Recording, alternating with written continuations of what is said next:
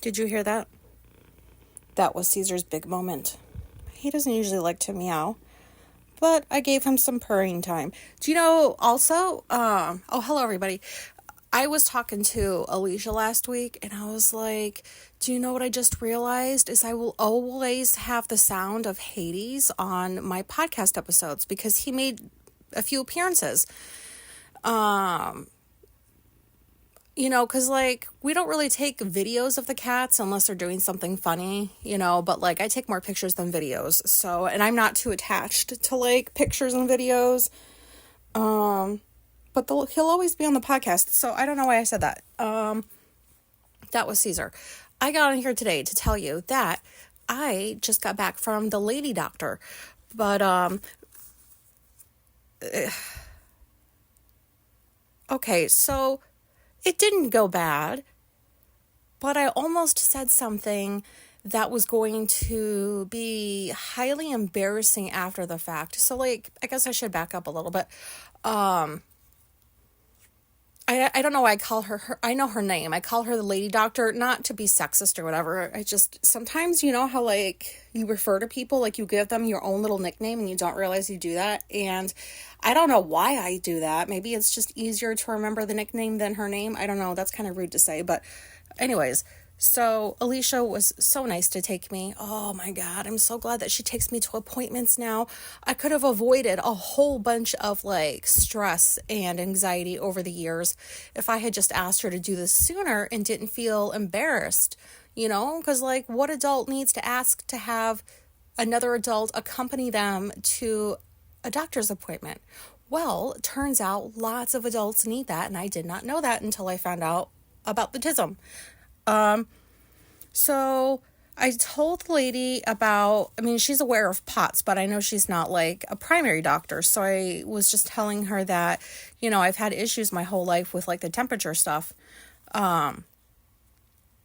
But it's gotten a lot worse over just the past handful of months even. But there's noticeable differences after having the surgery and having that surprise hysterectomy or whatever. So she was helpful, and she's upping my estrogen. I'm just saying this in case there's anybody out there. I don't know how you could relate. Maybe you can. You will to the following part, maybe. But yeah, she's increasing it from 1 milligram of estrogen to 2.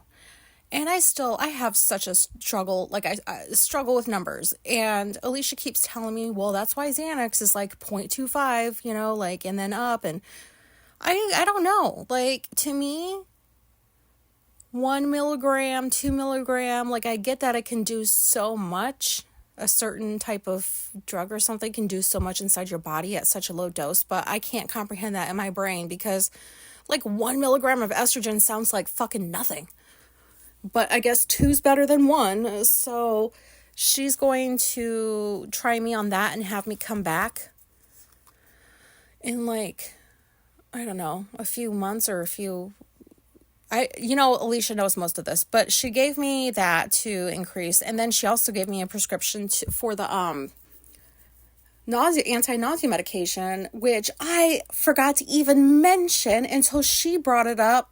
And I was like, oh my God, that was one of the main reasons I wanted to be here was I need those.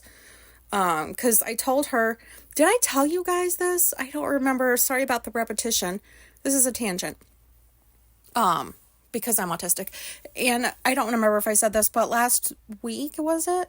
I went ahead and attempted mowing, and I took an anti-nausea medication pill thingy 20 minutes before I went, and then I was able to just mow with no problem. I think maybe I did say that. I don't remember. Where was I? Sorry, my brain is all over the place just because I was at a doctor's appointment. I feel so scattered. Yeah. But I told the lady that story, and I was like, so I know that hot flashes they've got to play some sort of a part in this because, they just make everything else worse. So if I'm already feeling a bit of nausea from being overheated, that's not necessarily a hot flash. But then if I happen to get a hot flash, because that is an entirely different sensation on its own. Like, my whole upper body just feels like it's going up in flames. Like, it's this wave that comes over me. It is so interesting still, but also kind of scary, because if I'm already not feeling good and then I feel the sensation of a hot flash, I'm like, oh fuck, I have to go find the barf bucket. Like, it's just a thing that I've had to deal with. And so the lady was very helpful. And so I went there today expecting that maybe like she would take blood work, because I guess I was supposed to have it done like a year ago, but she wasn't available because she was out having a baby. So like I had to meet with this other guy, and he's like, I don't know why she has you come back every 6 months. Like, you really only need to do once a year. So he set me up for an appointment with her for like a year from when I last seen him. And at the moment I was like, oh, this is great, because I hate going to appointments. And then like a few months ago, I thought to myself, I really wish I had already seen her at the 6-month mark, because like I wouldn't have had to keep dealing with this stuff, hopefully. But anyways, so she's going to try the estrogen and see if that helps. And if not, I guess I go back and we think about other things. So, but that's not why I got on here today. I mean, part of it, yeah, I wanted to share that. But the other part of it is, so I did not know that, and I'm sorry for any inappropriateness. I probably am always inappropriate, but if you don't want to hear, like, I mean, I don't know. You're warned. Just warned from whatever comes out of my mouth. I did not know. So I was prepared for the possibility of blood work, like I said, because that guy recommended blood work and I never got it. Like, I just decided, no, thank you. And Alicia kept like, oh, we got to go get that done. And I kept telling her, yeah, like, we will, if you remember. Like, if you want to take me, great, let me know. But I'm not going to remind you. Oh my God, because I'm such an irresponsible adult when it comes to like health stuff. And so she just kind of forgot about it. And so we thought I was going to get blood work today, and I guess it wasn't necessary. And I told her, I was like, you better not fucking bring it up. They know that if I need it, they will tell me. Don't remind them. They don't need reminders. So thank goodness no blood work was mentioned today. However, my cooter had to be inspected. Okay. And yeah, cooter is like a 90s term. Whatever. I'm old. I'm from the 90s. And she was like, you know, the tech was like, here's a blanket. I'll leave you alone for a couple minutes or whatever. And I was like, but wait a minute. Like, I don't have anything. They took everything out. Like, why do I have to have this looked at? And she's like, oh, you know, it's just part of like the follow-up appointments or whatever. I didn't have to have did I have that looked at last time? Oh yeah, that dude did look at it. I think I did an episode about that. Yeah, and part of me almost thinks that maybe I almost did something inappropriate there too. I don't know what it is about doctor's appointments, because I have suggested in the past that doctors, like, I asked them, what do you think of my haircut down there? And I thought it was hilarious in my head until it came out of my mouth, and then I will never forget that. I don't know why these things like just come to me during doctor's appointments. So I was disappointed, because I was like, I am tired of having my cooter looked at. Like, I've done this for years. Like, can't this just be something I don't have to do? And Alicia's like, well, she's got to look to make sure like everything's still intact, like the scar, you know, or where she sewed you up or whatever. And I go, all she's got to do is lift up my shirt. Like, I will lift it for her and she can see the scar. Why does she need to look at my vagina to see that? And Alicia goes, because she had to sew you up from the inside too. I did not know that. And she's like, what? I'm like, oh, really? They had to sew up like a vagina hole or something? And she's like, you don't want, like, it needed to be sewed up. Like, stuff came out. You don't want anything else. Like, they sewed it up. And I did not know that this happened. And, oh my God, I think I just didn't know, or maybe I didn't, maybe it was told to me. It probably was. And I did not retain it, because the only pain I was focused on was like my stomach and barely being able to like walk or whatever. I had no, like, my vagina didn't hurt. So I don't know. Weird. Yeah. Like, that's not good, right? That I didn't know that happened. The fuck, good thing Alicia like is coming with me to these appointments now. So yeah, that explains why I had to have that looked at, because I was like, what? So I'm laid down. I got my feet in the stirrups. I have like the blanket. covering my hoo-ha, and then the tech is in there, and then the doctor is in there too, and she's like, okay, we're just gonna inspect. So she gloves up her hands and does all that, and then like she sticks her fingers in me. Sorry for the like vulgarity or what, I don't know if it's vulgar, but it's what happened. And so she puts 2 fingers inside to feel around. It is so painful. It was so painful. It was like more painful than the speculum, any speculum I've ever had inserted. It was more painful than that. I don't know how that was possible. And I was having a hard time. I was like, oh my God, this hurts so much. And so she's like, oh, I have 2 fingers in there. Let me just put 1 in. Now, I think maybe you might know where this is going. And so like, I almost said this. I was like, well, I almost made a joke about how like my vagina is pretty tight because I don't have dicks going up it anymore. I don't know. I guess that was going to be inappropriate according to Alicia afterwards. But I started chuckling. And I almost said it, and I didn't think twice about it, but I guess I did because I didn't let it come out of my mouth, but I almost said that because it just seemed like a funny thing to say, and I wasn't looking to be funny. It's just I say things without thinking, apparently quite a bit. Maybe it's not just at the doctor's. And so like when we were driving, when we were driving home after I told her that, I said, I almost said this thing. And she's like, oh, I'm so glad you didn't say that. I said, so that would have been appropriate? Because I didn't know. Like, I kind of thought it would be, but I kind of didn't. Like, all I can say is I know when other people say things, I am very quick to point out, that is inappropriate. You shouldn't say that. But when I open my mouth, I'm not filtering myself. And I don't know what the fucking problem is with that, but I should probably work more on it. And so, yeah, I was a little surprised that Alicia was like, I'm so glad you didn't, because I didn't know it was that inappropriate. I just remember thinking, maybe I don't say this just because it came to my head. But then something else came to my head, and I told Alicia that too. I was like, well, then my other alternative was I was going to say, well, I'm asexual, so nothing goes up that hole anymore. I don't know. Was that going to be inappropriate too? I thought it sounded better in my head. And Alicia's like, that is just as inappropriate. Like, a good thing you didn't say that either. What the fuck is wrong with me? And it's not even like I'm trying to lighten the mood because I feel anxious. Like, I actually didn't feel anxious. I just was annoyed that this is having to happen, and I did not plan for this, and now I'm going to be here longer than I thought I was going to be. So it was just annoyance. But yeah, whatever inside of my brain decided, not a good idea to let this stuff come out of your mouth. I applaud it. Thank you so much, piece of my brain that stopped that from happening, because I guarantee you that probably and guarantee don't go in the same sentence. I would just say 90% sure that if I had said something, either one of those things, it would be one of those things that scars me and that I carry around for the rest of my fucking life, like I am about that dumb thing I said about my vagina haircut 20 years ago. What the fuck?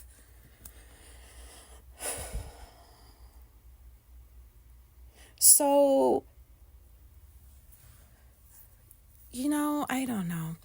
I think I'm going to call this episode Adults Say the Darndest Things, because have you ever seen that show? It used to be on Kids Say the Darndest Things. Oh, wait, did Bill Cosby do that? Never mind. Well, the name came to me. I'm just going to call it Adults Almost Say the Darndest Things, because I almost did something I would have regretted. And which is very strange to me, because I typically am the type of person that thinks, if I'm at home, I say whatever. I don't think too much. But like if I'm out in public, like I think before I speak. I don't just throw words out. But then like I go to appointments with doctors and all of that goes out the window. Like I don't know what that's all about.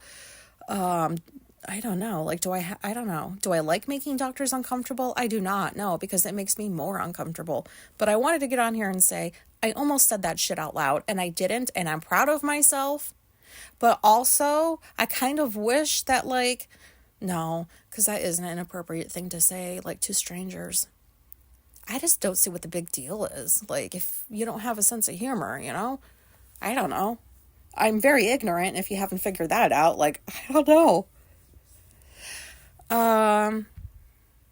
But anyways, that was why I got on here, is to say whoopsie, but I caught myself. And Alicia took me to the appointment, like I said, and she remembered stuff that I didn't, because I didn't know the name of some medication she was asking me if I was still taking. So, like, it's good to have Alicia there. And it makes me feel, like, way less anxious just to have her sitting in there. And then, like, when the tech left and I was, like, bitching about having to, like, have them look at me, like, in my cooter area, she was just laughing and laughing and laughing. And I was like, this must be so funny to you, right? Yeah, it is, because you're laughing. And it's not funny. I did not prepare for a cooter check today. And then, she tells me, at the end, oh, you've hit that age where you need, like, a mammogram.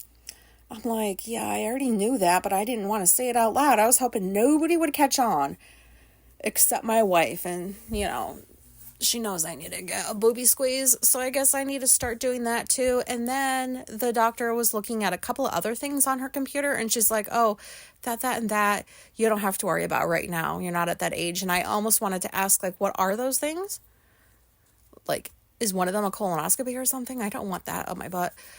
But I didn't, because I am okay not knowing. Like, I like to know everything, and I like to be prepared, but I don't need that kind of, like, worry hanging over me right now. I'd rather just be surprised. Like, if I hit 50, if I make it that far and I'm 50 and I go in and they're like, oh, you're 50, you need to do this.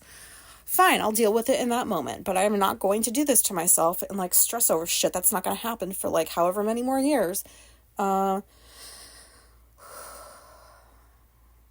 I wonder if I sound like this a lot after I get on here. Like, when I get back from appointments, like the dentist or the doctor, I typically, like, one of the first things I do is just get on here and record so that I don't forget and then move on.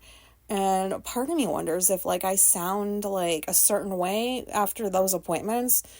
I think it's all the build up for the appointment, and then it's like, like today, the appointment wasn't until 2, and I woke up at noon, so I didn't have to worry about it that long. But it's like I can only drink, like, so much. Like, I just have this whole thing, like, I don't want to. It's a process. I've talked about it before. It's a whole process preparing for an appointment and then going to it. And then, thank goodness, Alicia knew, like, this fucking place is just in the middle of the city. And Alicia's weaving left, weaving right, going here, going there. And I'm like, how the fuck do you know where you're going without a GPS? Like, this is insane to me. It's so confusing.